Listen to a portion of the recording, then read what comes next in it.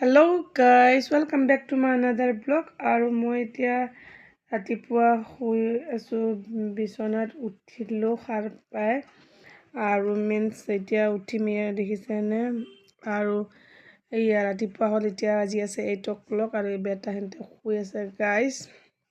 আৰু মই উঠি আহিলোঁ আৰু এতিয়া মুখ ধুলোঁ ধুনীয়া কৰি ধুই কেনে ঘৰ দুৱাৰ সাৰি ল'ম গাইজ আৰু তাৰপিছত বেটাহঁতক উঠাই ল'ম আৰু এই দেখিছেনে ঘৰ দুৱাৰ সাৰি আছোঁ ধুনীয়া কৰি কেনে আৰু দুটা বেটা শুই আছে আম্মা উঠিছে আৰু হাজবেণ্ডক উঠিছে ঘৰ দুৱাৰ সাৰি কেনে আৰু আজি গুৱাহাটীত যাব আছে গাইজ চব সোনকালে কামখিনি কৰি লওঁ আহক আৰু এতিয়া দেখিছেনে ঘৰ দুৱাৰ সাৰি ল'লোঁ তাৰপিছত কি ক'লে হাজবেণ্ডক উঠি আহিল গাইজ দেখিছে মুখ ধুলে আৰু মই ধুনীয়া কৰি চব ঘৰ দুৱাৰ সাৰি উৰি কমপ্লিট কৰি ব্ৰেকফাষ্ট বনাব যাম গাইজ আৰু ব্ৰেকফাষ্ট খুৱাই ৰেডি হ'ব লাগিব এই বেটাহঁতক ক'লোঁ তোমালোকে উঠা সোনকালে সিহঁতক উঠাই কেনে ৰেডি কৰি ল'লোঁ মুখ চুখ ধুই কেনে ব্ৰেকফাষ্ট কৰি ৰেডি হৈ গ'ল আৰু আমাৰ ওচৰ চুবুৰীয়াখিনি চাব আহিছিলে আমি যে যাম গুৱাহাটীত সেইকাৰণে চবে মাতিব কথা পাতিব আহিলে আৰু চবলৈতে কথা পাতি পেলাই দেখিছেনে সিহঁতে খেলি আছে মোৰ বেটাহঁতে চবে এয়া গাইজ দেখিছেনে সিহঁতে খেলাতে বিজি তাৰপিছত সিহঁতক ৰেডি কৰাই ল'লোঁ আৰু তাৰপিছত গাইজ দেখিছেনে এয়া আৰু এতিয়া মই বস্তুবিলাক চব পেকিং কৰিব লাগিব পেকিং কৰি ৰেডি কৰি থৈ দিম আৰু তাৰপিছত হাজবেণ্ডে আহিলে গাড়ীত বস্তুখিনি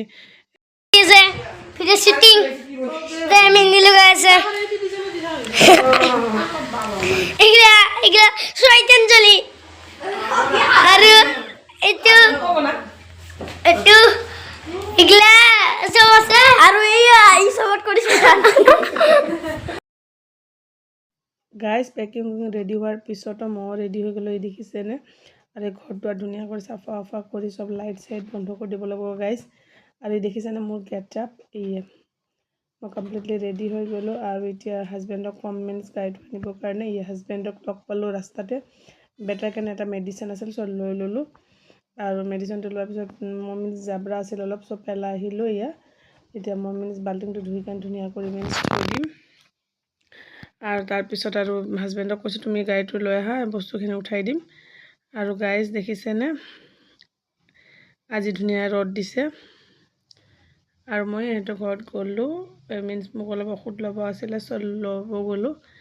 আৰু বেটাক কৈছোঁ তুমি নাহিবা গাড়ী আহি আছে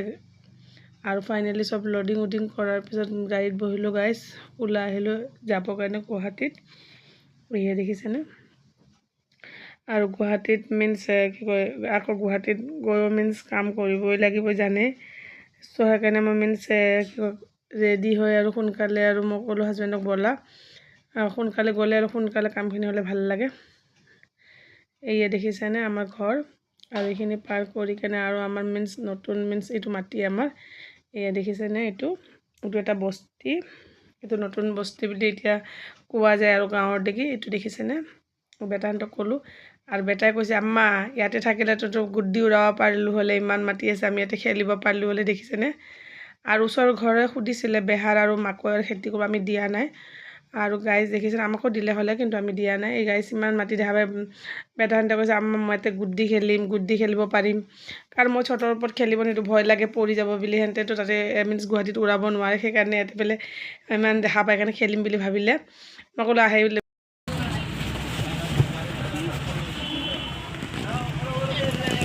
বাবা আব্বা কি আনবা গেল হা আৰু গাইজ কি কৰিলে চন্দ্ৰমা হোটেলতো হাজবেণ্ডে নৰখালে বাট এখন দেখিছেনে জিলিকি হোটেলত আমি ৰখিলোঁ আৰু ইয়াতে মই ক'লোঁ নাখাওঁ খালে দেৰি হ'ব হাজবেণ্ডৰ ডিউটি আছে সেইকাৰণে কৈছোঁ নাখাওঁ তুমি পেকিং কৰি লোৱা পুৰি পোৱা পৰঠা পোৱা যি পোৱা পেকিং কৰি লোৱা ঘৰত গৈ পেলাই দিম সিহঁতক আৰু দেখিছেনে মোৰ বেটা জান এইটো মোৰ জান হয় দিয়া আৰু দেখিছেনে গাইজ এতিয়া যাই আছোঁ আৰু জাৰ্ণি কৰি কেনে আৰু এই চিট বেল্টটো কেনে লগাই লৈছে দেখিছেনে আৰু গাইজ আপোনালোকে চাই থাকক আগলৈ গুৱাহাটী যাম আমি এতিয়া গুৱাহাটী যাব পাম আৰু শৰাইঘাট দলং এইখন হোটেল এইখন দমদমা দমদমা চক পালোঁ এতিয়া গাইজ আৰু দেখিছেনে ডাঙৰ বেটা পিছফালে বহি আছে ইয়া ডাঙৰ বেটা হয় মোৰ এইটো এইটো মোৰ সৰু বেটা এইটো মোৰ সৰু বেটা কৈ দিয়া তুমি কৈ দিয়া কোৱা ঈদ কৰি আহিলোঁ আমি চবে গাইজ আৰু এতিয়া স্কুল ষ্টাৰ্ট হৈ যাব আৰু ঈদ হৈ গ'ল এতিয়া গাইজ এতিয়া পঢ়া আৰু এতিয়া স্কুল বেটা স্কুল আৰু স্কুল যাব আৰু চকলেট খাব নিদিওঁ গাইজ কিয় কাৰণ তোমাৰ দাঁত পোকা লাগিছে যে পোকা হৈছে আৰু দেখিছেনে কি এইটো খুলি দিব নোৱাৰে না বাবা এইটো চিট বেল্ট হয় আৰু চাওঁ চিট বেল্টটো তুমি কিয় সোমাই গৈছা চিট বেল্টটোৰ ভিতৰত এৰা আৰু গাইজ এতিয়া এই হাজবেণ্ডে আহিল এই দেখিছেনে হাজবেণ্ডে লৈ আহিল এইটো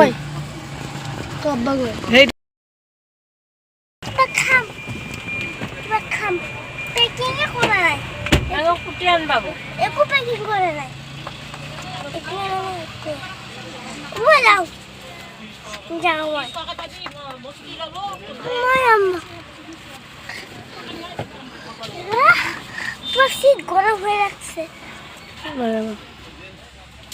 খাবো কিবা চিপস কিনিয়ে যাবো জ্বালা চিপস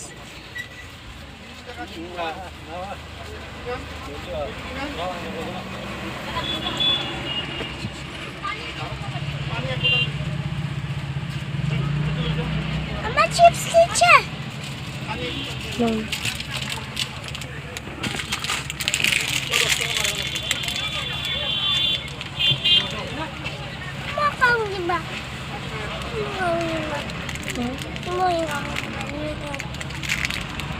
কাকাৰ পৰা খাবা তুমি আৰু গাইজ হাজবেণ্ডে অলৰেডি বস্তুখিনি লৈ কেনে আহিলে আৰু এতিয়া আমি আৰু এই শৰাইঘাট দলং পালোঁ গাইজ আৰু ঘৰ পামেই আৰু সোনকালে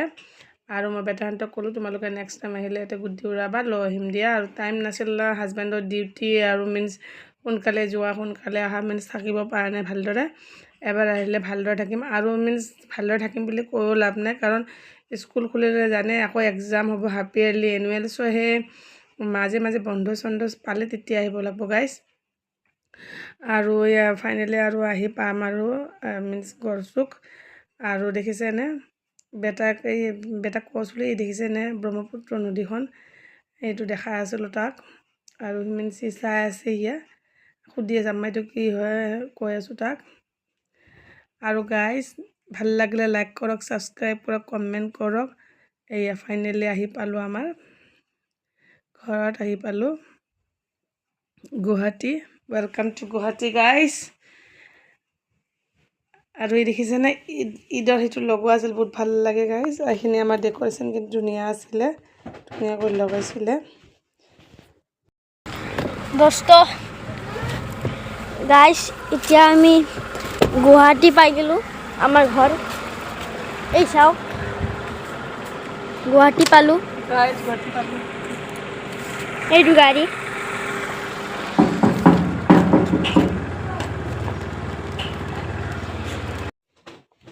গাইজ আহি পালোঁ আৰু আহি কেনে আৰু দৰ্জাখিনি খুলি দিম গাইজ আৰু খুলি দিয়াৰ পিছত গাড়ীটোৰ ভিতৰত লৈ আহিল তাৰপিছত বস্তুখিনি ডিকিত আছিল চ' ওলাই ল'ম ওলাই কিনে আৰু লৈ যাম ওপৰত আৰু ধুনীয়াকৈ এতিয়া আৰু এই বস্তুবিলাক চব ওলাই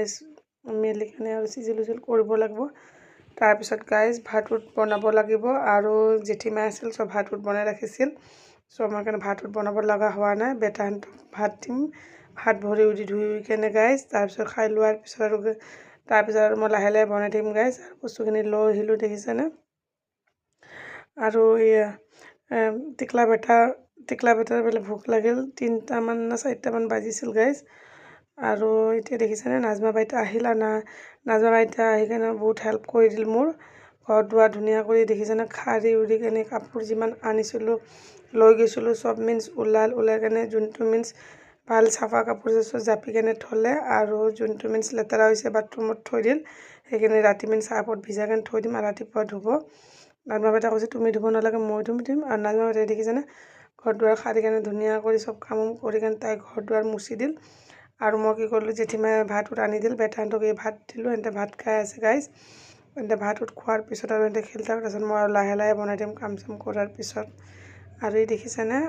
সিহঁতক খুৱাই লোৱাই ল'লোঁ গাইজ আৰু ফেনো দি দিলোঁ ঘৰ মুচিছে নাজমা বেটাই যে আৰু মই কণী আৰু আলু তৰকাৰী বনাই আছোঁ গাইজ ইয়াত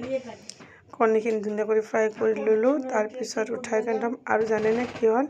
হাজবেণ্ডে আমাক থৈ কেনে মিনছ ডিউটি আছিল চ' গ'ল মিনছ কিবা আছিলে ডিউটিত চ' মাতিছিলে গ'ল সি